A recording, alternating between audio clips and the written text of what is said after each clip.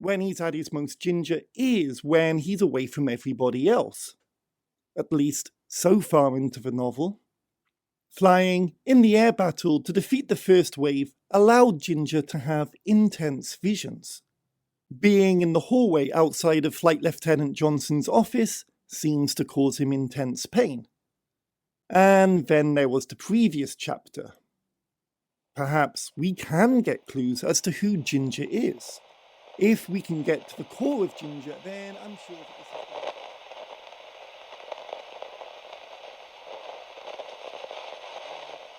ultimately hope is to get Ginger out of all of this stuff. But anyway, looking at Ginger and finding out what it is that we can do. So, let's examine some information. Beginning with Ginger getting intensely paranoid about whoever came up with the idea of the moon being made of cheese, which does seem like a silly thing for Ginger to get worried about. But again, I've kind of covered all of this.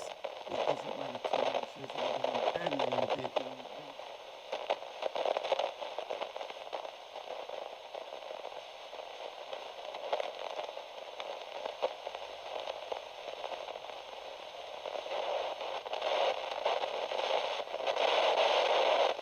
And there's a lot of scenes that could be memories, but it could just be strange dreams. They're helping him to figure out what we would now know of as radar, but is something that would not have been known back in 1918.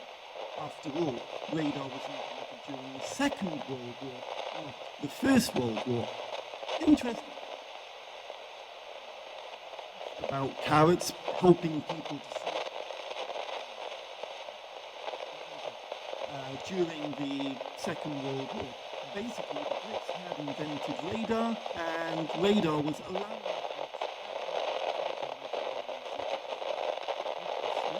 the Brits didn't want the Germans finding out about this new technology.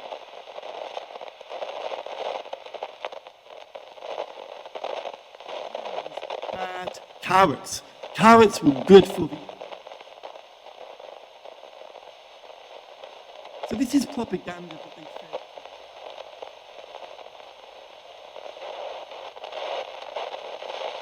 It's just a way to deflect from radar, from the technology that has been invented.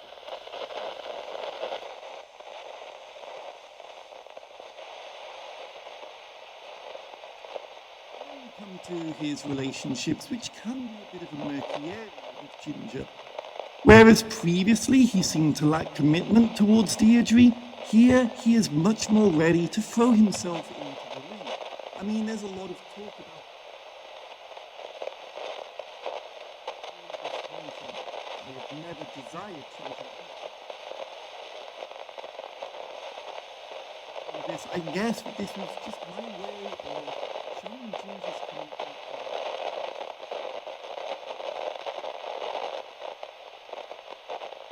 Having a child seemed to be a stronger commitment than marriage.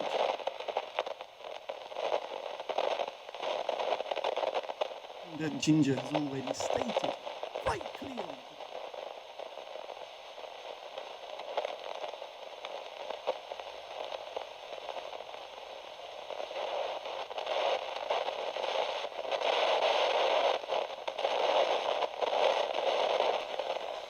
Around in a lot of areas throughout this flight, and I think a lot of these locations were based on areas that I used to live in, confused through real dreams that I had that were then exported into this book.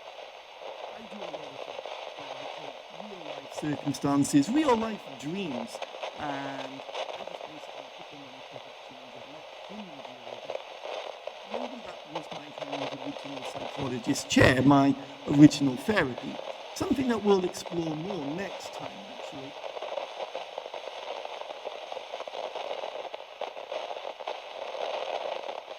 Ginger, and looking at it from Ginger's point of view was perhaps a way for me to do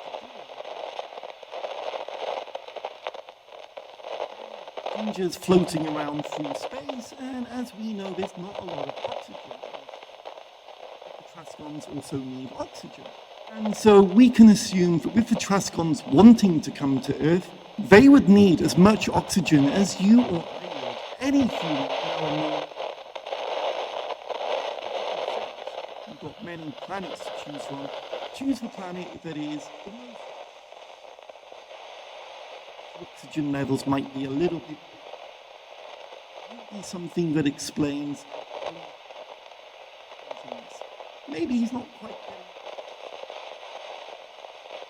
Like he's at high altitude. Or perhaps he's getting too much oxygen to the body. To be honest, I don't quite know how that would work.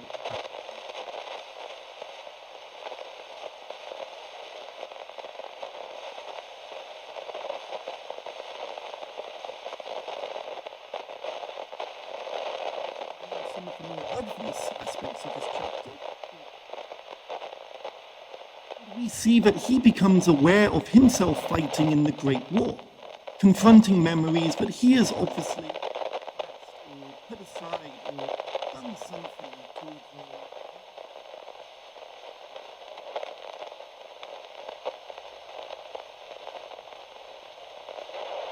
But we are asking the question, who is Ginger?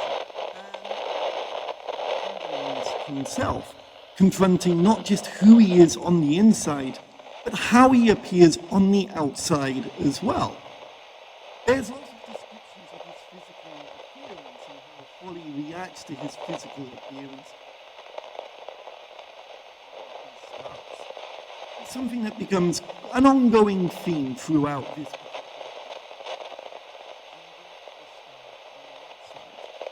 Not just fresh scars, not just fresh wounds, but some of which are still bleeding. How did they get there? The whole point about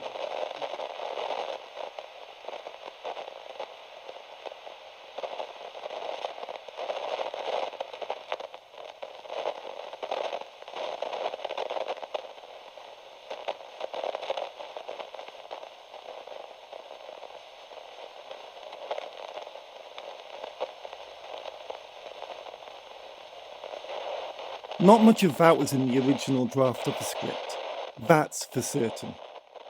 Well, it's been a blessedly quiet episode. So what do we have to look forward to next time? Ginger has a bad day. Well, it was my bad day, and I gave it to him. You can do that in stories. Until next time, TTFN!